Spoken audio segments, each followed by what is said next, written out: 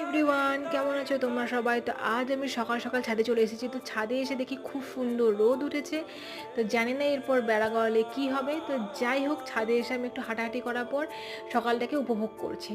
তো এরপর আমি আমার মিনি গার্ডেন থেকে সামান্য কিছু পুদিনা পাতা ছিঁড়ে নিচে নেমে যাব আমি আমার জন্য ব্রেকফাস্ট তৈরি করার জন্য। তো আজকে আমার ব্রেকফাস্টে আছে মাখানা রোস্ট। তো মাখানা রোস্ট করতে করতে আমি তোমাদের সঙ্গে কিছু কথা শেয়ার করছি আমার জীবনে, তো যেটা কিনা আমি ঠকেও শিখি না।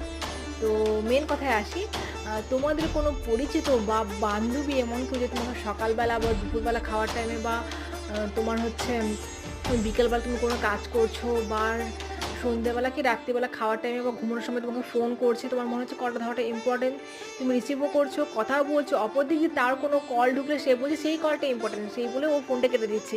এবং তার কোথাও যাওয়ার থাকলে সে তোমাকে যতবারই বলছে তুমি যাচ্ছ, কিন্তু তোমার কোথাও যাওয়ার থাকলে সত্যি সত্যি যখন তাকে বলছে সে মুখের উপর নামে, তখন কীরকম লাগে?